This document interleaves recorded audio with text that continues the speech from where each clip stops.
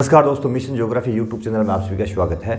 अपन ने labour assistant के लिए टॉपिक वाइज अपने टॉपिक शुरू कर रखे हैं, सिलेबस जो ज्योग्राफी का है उसके लिए।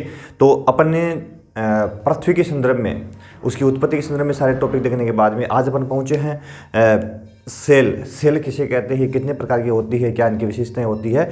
तो सेल पर आज अपन चर्चा करेंगे, सेल या चट्टान। तो सेल पर चर्चा अपन करेंगे आज। सेल या चट्टान जिसको अपन कहें, सामान्य शब्दों में कहें तो धरातल का जो भाग है, जो भूपर्वतीय तत्वों से, जिस स्थल रूप से, जिस स्थलखंड से बनी हुई है, तो वही एक प्रकार से सेल है। तो सामान्य शब्दों में अर्थ इसका क्या हो जाता है? भूपर्वती के निर्माण में सहायक पदार्थ है जो चट्टान कह सकते हैं, या फिर जो कठोर स्वरूप के हो सकते हैं, हो या रेत की तरह मुलायम भी हो सकते हैं, उसे सेल कहते हैं। सामान्य शब्दों की बात है, इसको अपन क्या बोलते हैं? सेल कहते हैं। भूपर्वती की जहां तक बात आती है, यानी भूपर्वती में 16 किलोमीटर गहराई तक, 16 किलोमीटर गहराई तक जो है ना, वो उसके निर्माण में महत्वपूर्ण योगदान जो होता है, जैसे कि इग्निस आग्नेय सेल वगैरह है, उनका ज़्यादा योगदान होता है। तटीय इलाके वहाँ पे पर्वतदार सेलों का अधिक योगदान होता है। तो मुख्य रूप से अपन देखें तो ये सेलें जो होती है वो 3 प्रकार की, सेलें 3 प्रकार की होती है। प्रमुख रूप से देखें तो 3 प्रकार की सेलें होती है। एक का नाम होता है आग्नेय सेल, एक होती है अवसादी सेल, इसको परतदार भी बोलते हैं, और एक होती है कायांतरित सेल, या इसको रूपांतरित भी बोलते हैं, कायांतरित या रूपांतरित। तो मुख्य रूप से सेलों के प्रकार कितने हैं? 3 प्रकार हैं। सबसे पहले जो सेल है उसकी बात करें, आग्नेय सेल की।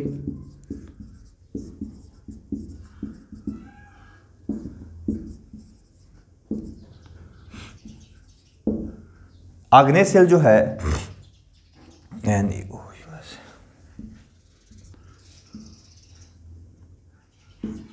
वो मुख्य रूप से अपन देखें, जो इसका शब्दार्थ देखें तो ये इग्निस शब्द है,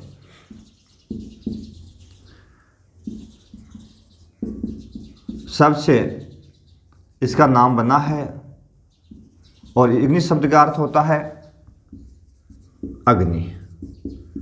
इग्निस का अर्थ क्या होता है यहाँ पे? अग्नि। ठीक है। अब बेसिकली इसका नाम अग्नि से लिया गया है, तो इसका मतलब क्या हुआ कि जो आग्नेय सेल जो है, प्रारंभिक अवस्था में पृथ्वी का बड़ा भाग तरल अवस्था में माना गया, यानी पृथ्वी आग का गोला थी, बहुत बड़ा भाग उसका तरल अवस्था में था। धीरे धीरे पृथ्वी ठंडी हुई, यानी इसका बड़ा भाग जो है वो ठंडा हो गया, और ठंडा होने से लावा या मैग्मा, दोनों एक ही चीज है, स्थिति का अंतर है, कि जमने से जो सेल बनी वो आग्नेय सेल कहलाई। वो कौन सी सेल कहलाई? आग्नेय सेल।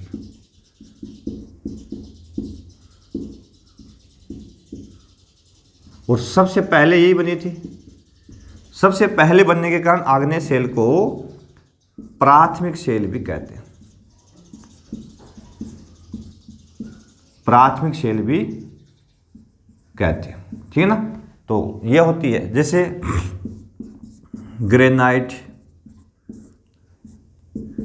ग्रेबो, बेसाल्ट, ये सारी आग्नेय सेलों के उदाहरण हैं। ठीक है, तो ये सबसे पहली सेल जो है वो आग्नेय सेल जिसको कहा जाता है। इसकी अवस्था के आधार पर इसको 4 भागों में बांटा गया है। इसकी स्थिति के आधार पर देखो आग्नेय सेल को साथ साथ में नोट करते चले। आग्नेय सेल को अवस्था के आधार पर 4 भागों में बांटा गया है।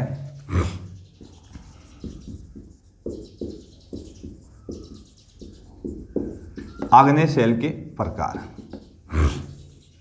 ठीक है, तो 4 भाग है इसके। जैसे कि एक तो होती है पातालीय, अवस्था के आधार पर बांट रहे, मैं लिख ही देता हूं प्रकार अवस्था के आधार पर या स्थिति के आधार पर, जमाव के आधार पर कह सकते हैं। ठीक है ना,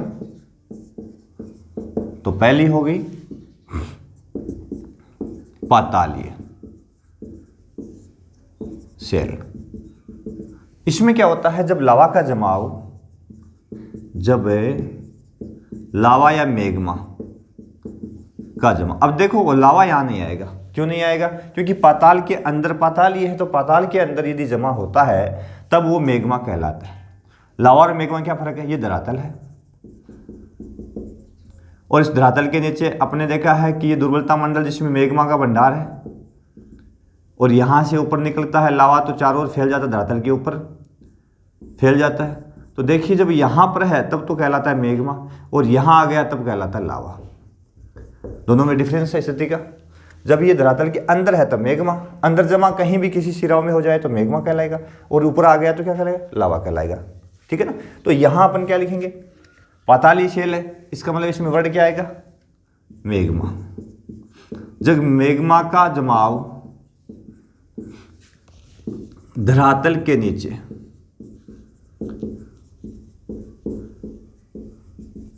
सिराओं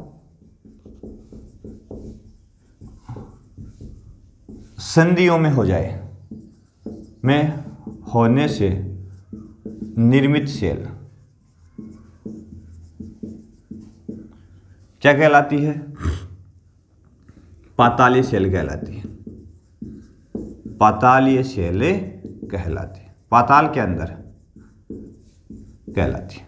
जैसे जैसे उदाहरण भाई इसमें ग्रेनाइट सबसे महत्वपूर्ण उदाहरण है, ये पाताल के अंदर निर्मित होती है। ठीक है ना, तो ग्रेनाइट इसका महत्वपूर्ण उदाहरण है।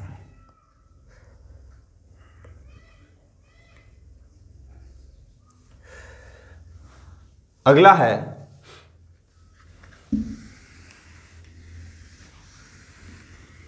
इसके बाद में आती है उपपातालीय।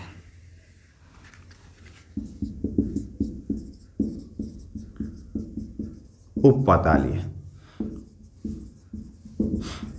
उपपातालीय जो होती है वो बात है यही है, जब मैग्मा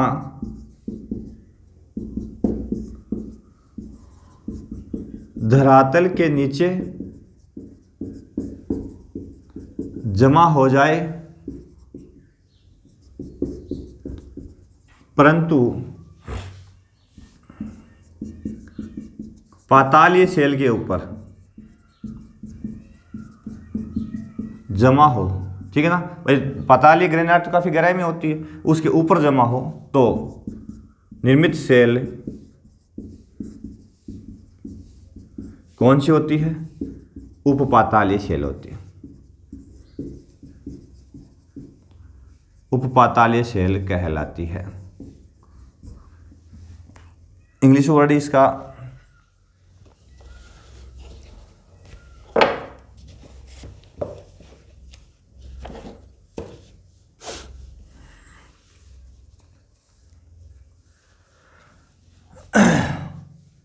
तीसरा प्रकार इसका जो है, अच्छा इसमें उदाहरण यदि अपन देखें तो उदाहरण इसमें है, देखो फेकोलिथ,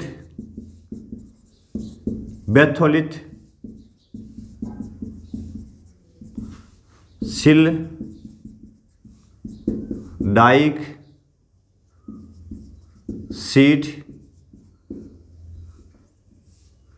आदि, ये उपपातालीय सेलें पाई जाती है। ठीक है ना, और ये पातालीय सेल है। और तीसरा प्रकार, 3 प्रकार है स्थिति के आधार पर, ठीक है ना। तीसरा प्रकार है इसका, उसका नाम है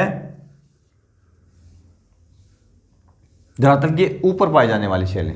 अब धरातल के ऊपर पाई जाने वाली सेल, तो उसको अपन कहेंगे जो बाहरी है बाह्य सेल, बाह्य आग्नेय सेल। और बाह्य के अंदर कौन सी शामिल होगी?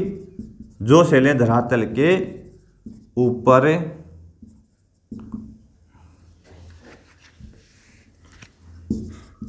जब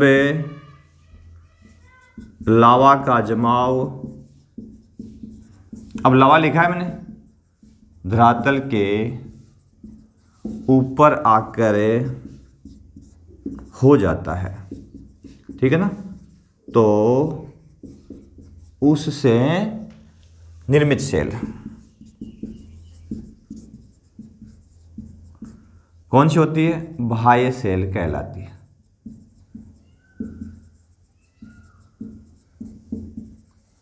बाह्य सेल कहलाती है। अब इसमें उदाहरण जैसे बेसाल्ट।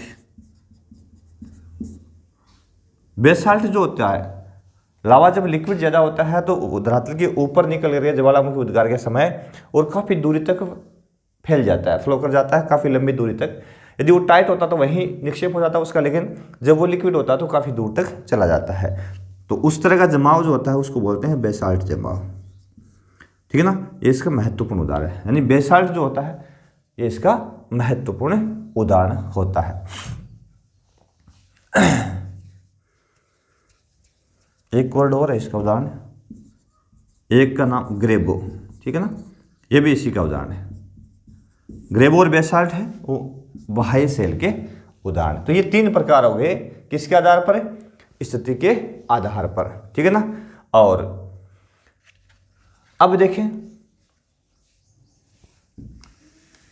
स्थिति के स्थान पर रासायनिक संरचना के आधार पर, रासायनिक संरचना के आधार पर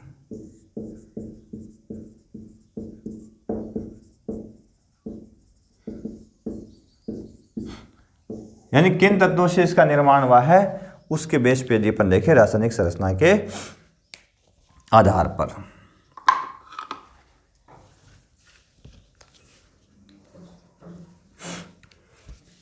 तो इसके रूप में भी इसके 4 प्रकार हैं। रासायनिक संरचना के आधार पर इन सेलों के कितने प्रकार? आग्नेय सेलों के 4 प्रकार हैं। पहला है अम्लीय आग्नेय सेल।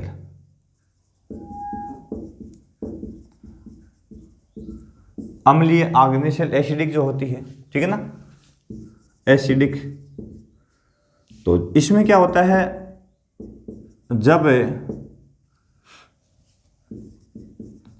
सेल में, निर्मित सेल में सिलिका की मात्रा 65% से अधिक होती है तो निर्मित सेल अम्लीय आग्नेय कहलाती है। अब अम्लीय आग्नेय सेल जो है वो कहलाती है, ठीक है ना। और इसमें अपना उदाहरण जो है वो है ग्रेनाइट। ग्रेनाइट अम्लीय है, ठीक है, तो इसका एग्जाम्पल कौन सा हो गया अपना? ग्रेनाइट। ग्रेनाइट इसका महत्वपूर्ण उदाहरण है। यदि आपने अपने मिशन को सब्सक्राइब नहीं किया तो प्लीज़ सब्सक्राइब कर लें। अधिक से अधिक बच्चों को जोड़ें भाई, पढ़ने वाले दिन पर दिन कम होते जा रहे हैं, क्या कारण पता नहीं, क्यों रुचि नहीं तुम्हारी पढ़ने में। दूसरा है अम्लीय के बाद में जो बेसिक सेलें होती है, जिसको अपन बेसिक कह सकते हैं, बेसिक आग्नेय सेल, ठीक है ना। इसमें क्या होता है, इसमें सिलिका की मात्रा, इस सेल के निर्माण में सिलिका की मात्रा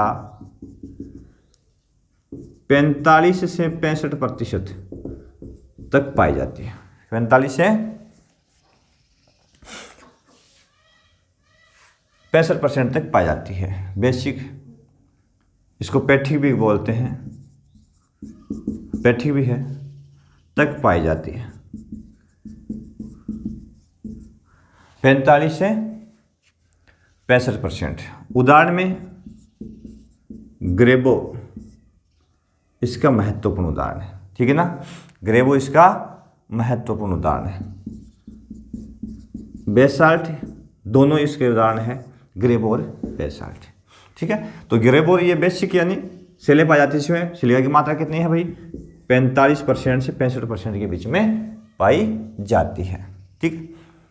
एक होती है, तीसरा प्रकार इन दोनों का है मध्यवर्ती आग्नेय सेल। मध्यवर्ती आग्नेय सेल। अब ये जो सेल है मध्यवर्ती, ये इन दोनों के बीच में, इन दोनों के बीच में सिलिका की मात्रा होती है, इसकी स्थिति होती है, अर्थात अम्लीय और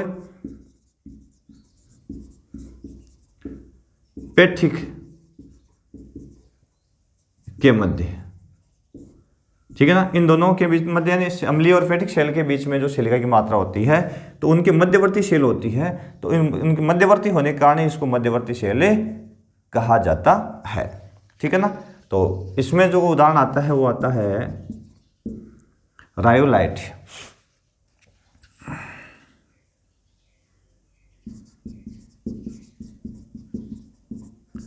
ये इसका महत्वपूर्ण उदाहरण है।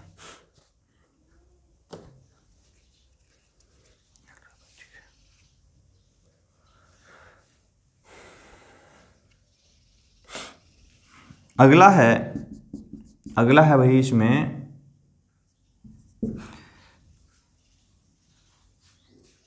अल्ट्रापैठिक, अल्ट्रापैठिक आग्नेय सेल।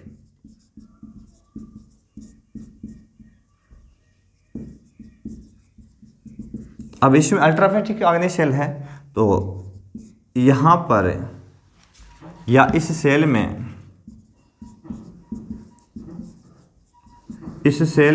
ठीक है, सिलिका की मात्रा, देखो सिलिका के आधार पर ही रासायनिक संरचना है इसकी। सिलिका की मात्रा 45% से कम, 45% से कम पाई जाती है। 45% से कम मात्रा इसमें पाई जाती है, तो उसको अपन अल्ट्रापैठिक बोलते हैं। उसका उदाहरण है पेरिडोटाइट, ये इसका उदाहरण है। पेरिडोटाइट जो सेल है, तो ये किसका उदाहरण है, अल्ट्रापैठिक उदाहरण। तो इस प्रकार से 4 प्रकार हो गए। अम्लीय, इसमें ग्रेनाइट महत्वपूर्ण उदाहरण है, जिसमें सिलिका की मात्रा सर्वाधिक है। उसके बाद में बेसिक या पैठिक सेल कहते हैं, तो इसमें 45 से 65% के बीच में ग्रेबो और बेसाल्ट इसके उदाहरण है।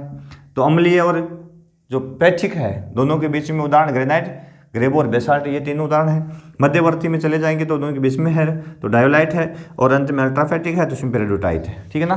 तो ये मध्यवर्ती और अल्ट्रापैठिक सेलें पाई जाती है। तो ये इसकी रासायनिक संरचना के आधार पर आग्नेय सेलों के प्रकार हो गए, ठीक है। जल्द ही आपके समक्ष जो है अपन इनके प्रश्न जो बनते हैं वो भी डालेंगे। थोड़ा सा समयाभाव है, लेकिन हम कोशिश कर रहे हैं आप तक बड़ा शानदार मैटर पहुंचा रहे हैं, लेकिन आप जुड़ने का प्रयास कम कर रहे हैं, जुड़े हैं अधिक से अधिक। और देखें अब विशेषताएं, आग्नेय सेलों की विशेषताएं। देखो भाई, विशेषताओं की बात ये होती है आग्नेय सेल की पहचान कैसे की जा सकती है। तो ये एक तो पहली विशेषता है, सबसे प्राचीन है, सबसे प्राचीन सेल है, क्योंकि सबसे पहले बनी। इसको प्राथमिक सेल भी कहते हैं, ठीक है, प्राथमिक सेल भी इसको कहते हैं, ठीक है। दूसरा, इसमें रंध्रों का अभाव पाया जाता है। रंध्र का मतलब इसमें जैसे अपन कहते हैं ना, जैसे मिट्टी अपनी बलुई होती है उसमें खूब रंध्र होते हैं, जो काली मिट्टी जो होती है उसमें बहुत कम रंध्र होते हैं। रंध्र का मतलब होता है यदि कण मोटे होते हैं तो उनके बीच में गैप होता है, जिसके कारण उसमें हवा और जल प्रवेश आसानी से कर सकता है, उसमें रासायनिक अभिक्रिया जल्दी होती है, ठीक है ना। लेकिन इसमें रंध्रों का अभाव पाया जाता है। रवेदार होती है, आग्नेय सेलें रवेदार होती है, निश्चित रवे बन जाते हैं इसके अंदर, क्योंकि काफ़ी लॉन्ग प्रोसीजर के बाद में बनती है, जिसके कारण इसमें जो रवों की आकृति है वो मुख्य रूप से सेट हो जाती है। इन सेलों में ही बहुमूल्य खनिज पाए जाते हैं, बहुमूल्य खनिज पाए जाते हैं, ठीक है। और भूपर्पट्टी का 75% से अधिक भाग इन्हीं सेलों से बना है। 75% से अधिक भाग इन्हीं से बना है, इन्हीं सेलों से बना है। और धरातल में 16 किलो, भूपर्पट्टी में 16 किलोमीटर की गहराई तक 95% सेलें जो आग्नेयी सेलें होती है, ठीक है ना। तो ये इनकी विशेषता होती है। इनमें रासायनिक अपक्षय कम होता है और वह भौतिक अपक्षय अधिक होता है। यानी इनमें यदि अपक्षय होता है तो भौतिक होता है, यानी ताप दाब सूर्य के ताप के कारण, हवा के कारण, इनके कारण ये परिवर्तित हो जाती है, ताप के कारण टूट जाती है। लेकिन इसमें रासायनिक अभिक्रियाएं कम होती है। क्यों? क्योंकि मैंने कहा कि इसमें रवे नहीं पाए जाते, अंदर जल और हवा प्रवेश नहीं कर सकती है, ठीक है ना। और निर्माण की अवधि ये पूर्ण रूप से पार कर चुकी होती है, तो एक नए रूप में जा चुकी होती है। इस कारण से इसमें रासायनिक अपक्षय बहुत ही कम होता है, ठीक है ना।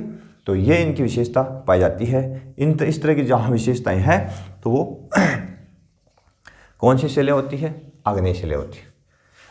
जीवाश्म अभाव भाई सबसे प्राचीन है, प्राचीन में गर्म लावा के जमने से इनका निर्माण हुआ है, तो जीवाश्म अवशेष नहीं पाए जाते इसमें, जीवाश्म अवशेषों का अभाव पाया जाता है।